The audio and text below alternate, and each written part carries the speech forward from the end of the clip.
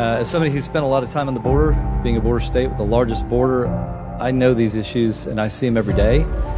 And if there is one group benefiting from this, I can tell you who it is. It's the cartels. Let me say that one more time. There's one group benefiting from the policies of the Biden administration. It is the cartels.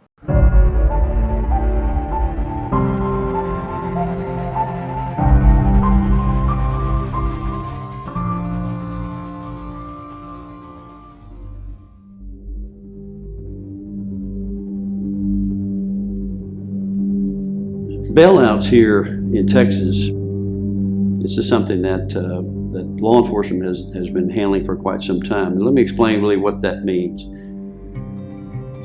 A bailout is usually the cartel has provided a vehicle, and in that vehicle with seats removed and modified in such a way that they can pack as many humans as possible inside this vehicle.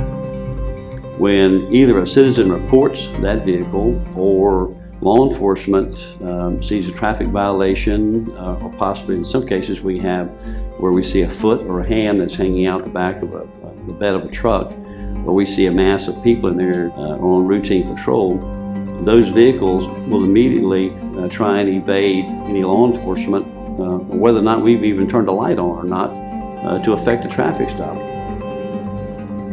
So this usually results in a chase down one of the major highways, either down into one of our county roads, through a fence, out into the brush, into a field. When the vehicle becomes stopped, stuck, or can't go anywhere, then we have a complete bailout of the occupants of the vehicle. When they scatter out into these areas, they're not wanting to be confronted by us. They're wanting to hide from us. So what are they doing? They're staying out there for, 8, 10, sometimes 12, 14 hours at a time, trying to evade. That creates a lot of danger for us because we don't know who they are. We don't know the liability of that. It's creating property damage, liability of animals and livestock getting out on public property, and a lot of liability there that we're worried about. The people in our community are being affected by this. This year alone, from January until now, we've had over 13 vehicles stolen in our county. We had 9 vehicles stolen within a matter of 2 days. And these are all 3/4, 1-ton double cab trucks. And those are the vehicles of choice for human smugglers. So when we talk about these bailouts and pursuits, they want those vehicles because they just plow through fences. Well, sometimes they'll come right through a gate. They'll come right through H braces. They don't really care. They're going 70 miles an hour. They have a hard time aiming. We had one a couple of years ago, ran through a fence on the north end of the place, and they ended up running through 5 fences before they got out. And they got out and got away, never were caught. The sheriff's office was chasing them. From this point on, these folks spread out into the community, into the county. And now we're starting to get phone calls from our constituents saying, Sheriff, I've got somebody walking around on my pasture out there. They broke into my barn. They're trying to steal my vehicles. They're trying to steal my four-wheelers. They're coming up onto my house and trying to get in and break in for food and water. And this causes a tremendous amount of fear and anxiety for landowners and people who are living, in or around this area. I've grown up here. I was born in Del Rio. I was raised here. And this immigration crisis, people call it a crisis, but in all reality, it's an invasion. We've had over 900,000 apprehensions in Texas by Border Patrol. Every time you go out in the pasture, you find something. Gates left open, maybe a gate between you and your neighbor, or a fence down between you and your neighbor. And not only that, the other biggest problem we're having is climbing the high fences, tearing them down to the ground. Sometimes they'll cut the fence from the ground about knee high, and sometimes they'll cut it waist high or shoulder high and leave a big gaping hole in it.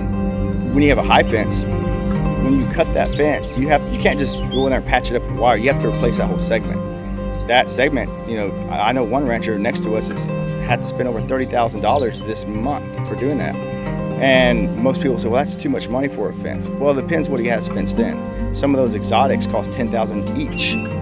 What if I don't want my bulls in with my heifers to breed, because if they breed too early and they calve too early, potential of losing those heifers. If my livestock gets mixed up with my neighbors, we both incur that expense to try to sort it out. So now your farmers and ranchers have no restitution for this stuff. They have no way they're gonna have to come out of their pocket to recuperate fences, any lost cattle that may have gotten out. And they're not running through one fence. Sometimes they're running through 10, 12 fences. And they're not running through them, cutting them like you can just splice a wire. They're carrying up hundreds of yards of fence every time they run through one.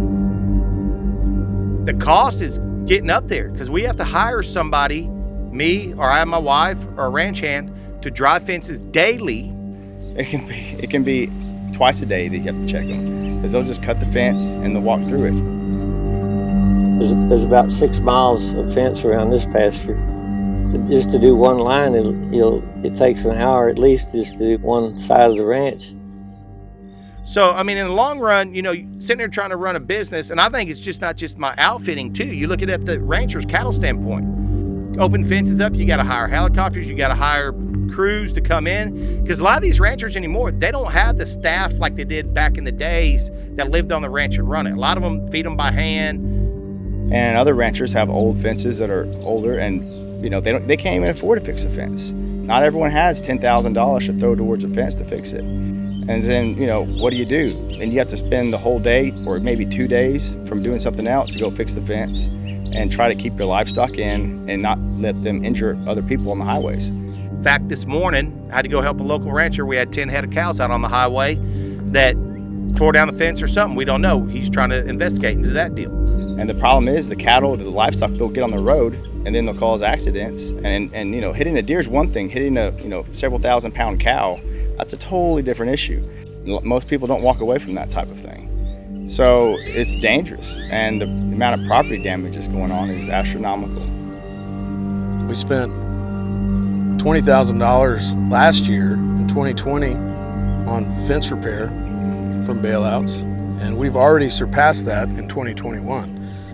Just the damage to the property is something. I mean, it's not only the high-speed chases and running through fences, it's turning off solar pumps and leaving our livestock without water. One thing people don't realize is whenever they come through the property, they'll maliciously break the water troughs, break the water tanks. They're drilling holes in people's pipelines, and so they're losing tanks of water, turning your pump off.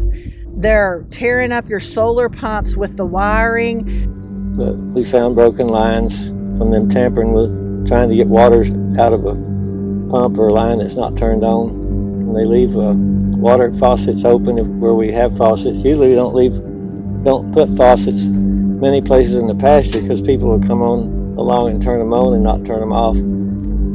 They're trying to get water, and I understand that, but water is precious here. And if I lose a whole tank of water, I've got 25, 30 cows without water. Plus, it might take me another month to regain the water that I lose, and I've got to move those cows, so I can't even use that pasture. But whenever you cut off a supply of water for your livestock in summer temperatures in 2 days, it kills not only the livestock but the wildlife. So, I mean, this is just a daily occurrence down here, and it's something we shouldn't have to endure. So where we're geographically located here, this bailout problem has always been a problem for us. Just we're close to town, so we're the kind of their last resort before they get to the interstate, because they know if they get to the interstate, they're going to get caught. So we have always had this problem here. It's just getting way worse. The other problems that can happen are once they're in here, who are they? What are they doing? Are they good people? Are they bad people? Are they carrying drugs? Do they have guns? Are they a danger to me and my family? We don't know. So you got to be careful. The other thing is to say the car doesn't break down in the brush and they make it through, and they're driving through and say they hit a gas line riser and it blows up half the county. Whose fault is that? That's on my property. Is that my liability? I don't know. couple of the crashes that come to mind is we had one truck that was in a pursuit that ended up crashing into a tree. It had approximately 18 individuals in it that were being smuggled to Houston. The driver, who we call a coyote, he bailed out of the truck and ran off. We ended up, the truck caught on fire. We ended up having to rescue about 9 individuals that were still in the truck when it caught on fire. So that depletes all our resources. All of our law enforcement agencies that were involved, city police, state police, game wardens, sheriff's office, we were all involved with that. All of our EMS ambulances were tied up on that situation, fire departments. We even had to call ambulances from the city of Yoakum to assist us because we had so many injured individuals. Anytime we have, let's say, a bailout, and our guys have to all go out and try to take care of this issue, we're a little bit luckier. We've got a few more folks on the street, usually 4 on the street every day. But when something like this happens, you're taking all 4 of those folks and you're putting them in one small area. Well, who's taking care of the rest of the community when we're having to spend all of our resources right there? Not just that, but ambulances and fire services, because they're going through and they're starting fires in fields. These folks get hurt. We're not going to leave them there to get hurt. We're going to call ambulance. So now all of your county emergency service resources is going to this one little tiny area. And now we've got something on the other side of the county that we can't get there quick enough because we're dealing with something that should not have been our problem to begin with. Is there a cost to this? Yes, there's a cost in lives.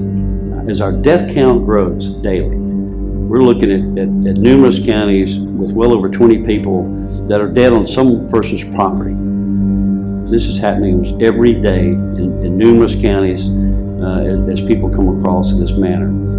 You got to understand this, and you have to know where we have come to on this. We went from a system which was probably the most secure and most stable that we've ever had here in the last 2 years, where migrant protection protocols were observed, compact state agreements with other countries were done, where we had stabilized the border to a point where we didn't have these issues that were going on.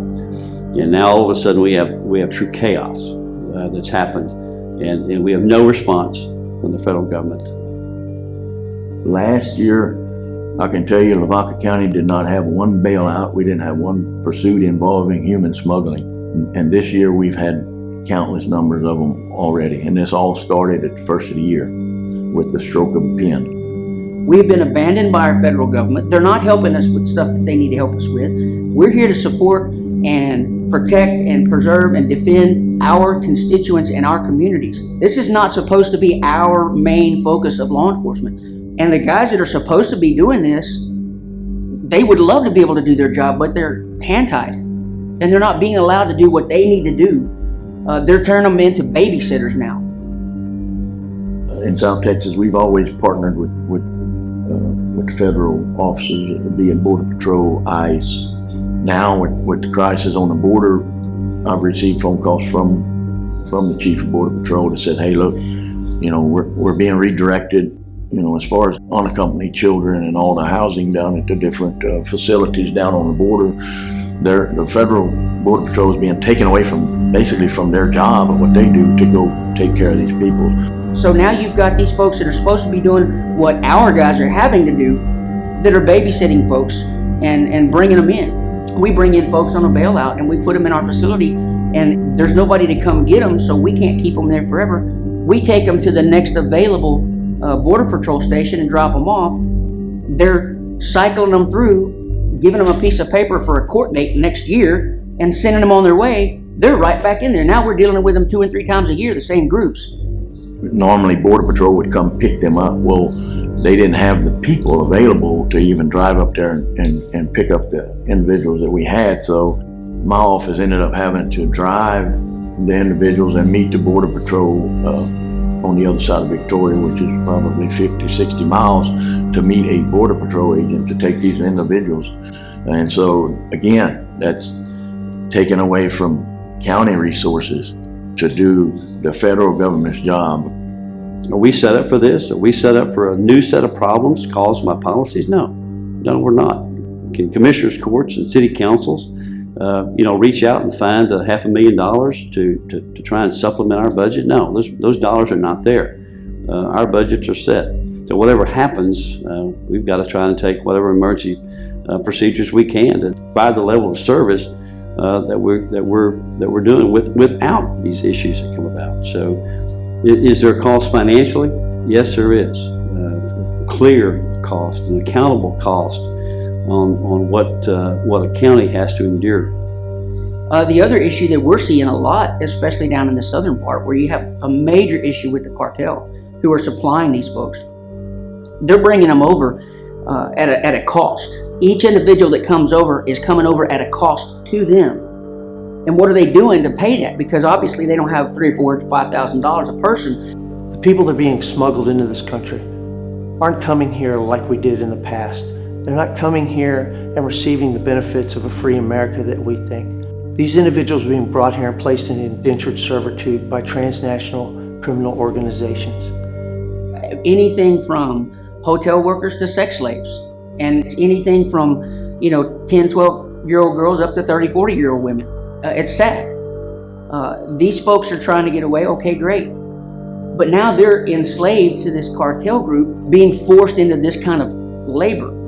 If somebody wants to come here, we welcome them. We just ask them to do it the right way. We do not want transnational criminal organizations bringing these people into our country and placing them into slavery and into bondage. It's not right, and it should not be taking place. We're all for immigration. How most of us got here through immigration if you go far enough back in your family history. But there's a way to do it because our small communities, I think we're 198 rural counties in the state of Texas, which is the majority. Our infrastructure is not capable of handling this kind of influx of people. Today we still think of this crisis as an immigration crisis. It's not really an immigration crisis. It's a smuggling crisis. It is the movement of slaves across the border into a free country where those individuals will not be free and will not be allowed to enjoy the freedoms that we think of as humans. This is something that's not right. It should not be taking place. If we continue to allow these individuals to be brought here and be deprived of their freedoms and of the opportunities that we as Americans enjoy, at some point in time, they will have the right to rise up and demand the same freedoms that we have. Because what we're doing is not just illegal, it's evil in nature. And it is what it is as far as that goes. People don't want to hear that because they want to think of this as immigration, but there is no immigration. The cartel ruthlessly controls the border on the other side of the river. They have replicated the plaza system right here in the state of Texas. They control territories. They control the movement of humans. They control the movement of stolen goods. They control the movement of drugs. It's not what people would like to think of as something simple as somebody coming across on their burro and coming here for a better life. Most of these individuals think they're coming here for a better life, but when they get here and they're under the control of the cartels, that's when they realize they're not free to go. They are slaves within our own country, and it is a crime against God to be doing this. Nobody deserves to be treated this way. Everybody is made in the image of God, and nobody should be treated in a manner like these cartels are treating these individuals. It's time for our government to step up and actually do something. It also leads to the point where people are in the early morning hours are knocking on doors from being out in the brush, contact our citizens and walk up onto their property, knock on their door. Numerous times they've come by the house, and you kind of sit there and go, I work out on the ranch out in the middle of nowhere. Wife and 11 and 14-year-old kids are at the house. And, it's sad to say that I got to sit there and tell them how to be proficient with a weapon inside the house because I don't know what's going to happen.